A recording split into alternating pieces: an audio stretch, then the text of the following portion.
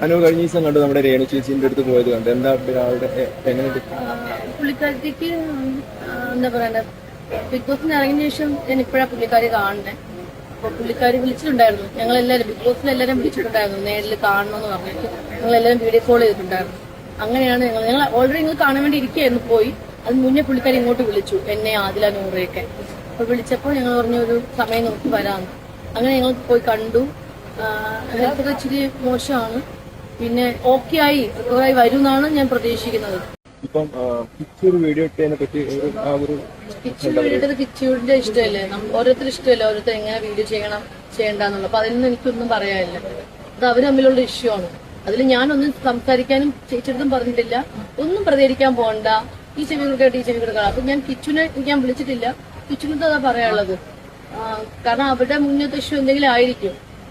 അത് ഇപ്പോഴത്തെ അത് ഇപ്പൊ ഒരു വയ്യാണ്ടിരിക്കുന്ന സമയത്ത് ഒരാളെ ഹേർട്ട് ചെയ്യാനായിട്ട് അങ്ങനെ ചെയ്യണം. പക്ഷെ അവൻ ഒരുപാട് ചിലപ്പോൾ ഇതിനു മുന്നേ ഒരുപാട് വിഷമിച്ചിട്ടുണ്ടായിരിക്കാം, നമുക്കൊന്നും അറിയത്തില്ല. പക്ഷെ ഒന്നും പ്രതികരിക്കാതിരിക്കുക, അത്രേ ഉള്ളൂ. അല്ല, ഞാൻ അങ്ങനത്തെ കാര്യങ്ങൾ ചോദിക്കാൻ പോകില്ല. നമ്മള് പുള്ളിക്കാരി കാണാ എന്നുള്ളതാണല്ലോ. അപ്പൊ ഇങ്ങനെയുള്ള കാര്യങ്ങൾ ഞാൻ ചോദിക്കാറില്ല, ചോദിക്കാൻ ഇടം കൊടുത്തില്ല, അത്രയാണ്. കഴിഞ്ഞ ദിവസം കണ്ടു നമ്മുടെ രേണു ചേച്ചിന്റെ അടുത്ത് പോയത് കണ്ട് എന്താ ആളുടെ എങ്ങനെയുണ്ട്?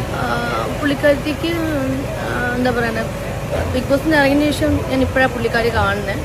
അപ്പോൾ പുള്ളിക്കാരി വിളിച്ചിട്ടുണ്ടായിരുന്നു, ഞങ്ങളെല്ലാവരും ബിഗ് ബോസിൽ എല്ലാവരും വിളിച്ചിട്ടുണ്ടായിരുന്നു, നേരിൽ കാണണമെന്ന് പറഞ്ഞിട്ട് ഞങ്ങളെല്ലാവരും വീഡിയോ കോൾ ചെയ്തിട്ടുണ്ടായിരുന്നു. അങ്ങനെയാണ് ഞങ്ങൾ ഓൾറെഡി നിങ്ങൾ കാണാൻ വേണ്ടി ഇരിക്കുകയായിരുന്നു, പോയി അതിന് മുന്നേ പുള്ളിക്കാരി ഇങ്ങോട്ട് വിളിച്ചു, എന്നെ ആദില നൂറയൊക്കെ. അപ്പോൾ വിളിച്ചപ്പോൾ ഞങ്ങൾ പറഞ്ഞു ഒരു സമയം നോക്കി വരാമെന്ന്. അങ്ങനെ ഞങ്ങൾ പോയി കണ്ടു. ഹെൽത്തൊക്കെ ഇച്ചിരി മോശമാണ്, പിന്നെ ഓക്കെ ആയി റിക്കവറായി വരും എന്നാണ് ഞാൻ പ്രതീക്ഷിക്കുന്നത്. എല്ലാവരും നന്നായിട്ട് പ്രാർത്ഥിക്കുക, വരും, ഉറപ്പായിട്ടും വരും. എന്നോട് പറഞ്ഞു, പക്ഷേ പുള്ളിക്കാരി ഫുഡൊന്നും കഴിക്കുന്നില്ല. ഫുഡ് വെയിറ്റ് ഇപ്പോൾ 34 ഉള്ളൂ. അപ്പം ഒരാൾ ഇപ്പോൾ ഇത്രയും മരുന്ന് ഉള്ളിലോട്ട് പോകുമ്പോൾ ഒന്നെങ്കിൽ കുറച്ച് ഹെൽത്തി ആയിരിക്കണം, വെയിറ്റെങ്കിലും വേണം. ഒട്ടും ഹെൽത്തി അല്ല പുള്ളിക്കാരി, കഴിക്കുന്ന ഫുഡെല്ലാം ഒമിറ്റ് ചെയ്ത് കളയുന്നുണ്ട്. അപ്പം ഫുഡൊക്കെ കഴിച്ച് കുറച്ച് ഹെൽത്തി ആയിട്ട് പറഞ്ഞു, ഞങ്ങൾ പറഞ്ഞു കൊടുത്തു, പഴയതുപോലെ വേണം, പഴയതുപോലെ ഇറങ്ങണ്ടേ, അഭിനയിക്കണ്ടേ, ആഘോഷം ചെയ്യണ്ടേ എന്നൊക്കെ പറഞ്ഞു കൊടുത്തിട്ടുണ്ട്, കേൾക്കാമെന്നും പറഞ്ഞിട്ടുണ്ട്. അപ്പോൾ പഴയതുപോലെ വരട്ടെ എന്നാണ് നമുക്ക് പ്രാർത്ഥിക്കുന്നത്, നമുക്കതാണ് വേണ്ടത്.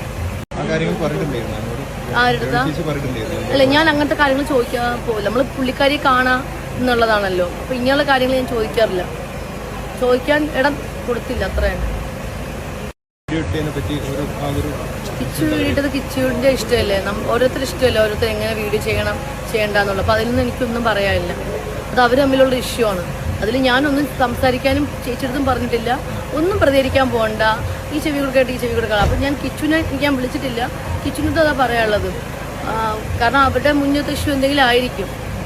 അത് ഇപ്പോഴത്തെ അത് ഇപ്പൊ ഒരു വയ്യാണ്ടിരിക്കുന്ന സമയത്ത് ഒരാളെ ഹേർട്ട് ചെയ്യാനായിട്ട് അങ്ങനെ ചെയ്യണം. പക്ഷെ അവൻ ഒരുപാട് ചിലപ്പോൾ ഇതിനു മുന്നേ ഒരുപാട് വിഷമിച്ചിട്ടുണ്ടായിരിക്കാം, നമുക്കൊന്നും അറിയത്തില്ല. പക്ഷെ ഒന്നും പ്രതികരിക്കാതിരിക്കുക, അത്രേ ഉള്ളൂ. കഴിഞ്ഞ ദിവസം രേണുവിനെ കാണാൻ അനുമോളും ആദിലയും നൂറയും പോയ വിവരം സന്തോഷത്തോടുകൂടി രേണുസുതി തൻ്റെ സോഷ്യൽ മീഡിയയിൽ പങ്കുവച്ചിരുന്നു. അതിനുശേഷം ഒരു ഉദ്ഘാടനത്തിന് വന്ന ശേഷം അനുമോളോട് ചോദിച്ച ക്വസ്റ്റ്യൻസിനുള്ള മറുപടിയായിട്ടാണ് അനുമോൾ ഇതൊക്കെ പറഞ്ഞത്.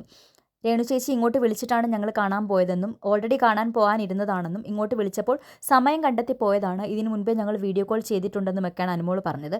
അതുപോലെ രേണുവിൻ്റെ അവസ്ഥ വളരെ മോശമാണെന്നും വെയിറ്റൊക്കെ ഒരുപാട് കുറഞ്ഞിട്ടുണ്ടെന്നും ഭക്ഷണം നല്ല രീതിയിൽ കഴിക്കുന്നില്ല, ഒരുപാട് മരുന്നുകൾ ചെല്ലുന്ന ശരീരമായിട്ട് പോലും ഭക്ഷണം കഴിക്കുന്നില്ല, അതൊക്കെ വൊമിറ്റ് ചെയ്യുകയാണ്, ചേച്ചി തിരിച്ചു വരണമെന്നും ഒരുപാട് ആൽബങ്ങളും അതേപോലെ വീഡിയോകളും ഉദ്ഘാടനങ്ങളും ചെയ്യണമെന്ന ആഗ്രഹം ഞങ്ങൾക്കുണ്ടെന്നും എന്നുള്ള രീതിയിലൊക്കെ ആദിലയും നൂറയും അനുമോളും രേണുവിൻ്റെ അടുത്ത് പറഞ്ഞതായിട്ട് അനുമോൾ പറയുന്നുണ്ട്. അതേപോലെ കിച്ചുവിനെക്കുറിച്ചുള്ള ചോദ്യങ്ങൾ ചോദിച്ചപ്പോൾ അതിനെക്കുറിച്ച് പറയാൻ എനിക്കൊന്നുമില്ല, കാരണം അത് അവർ തമ്മിലുള്ള പ്രശ്നമാണ്, അതൊന്നും കേൾക്കണ്ട എന്നാണ് തൽക്കാലം ഞാൻ രേണു ചേച്ചിയോട് എനിക്ക് പറയാനുള്ളത്.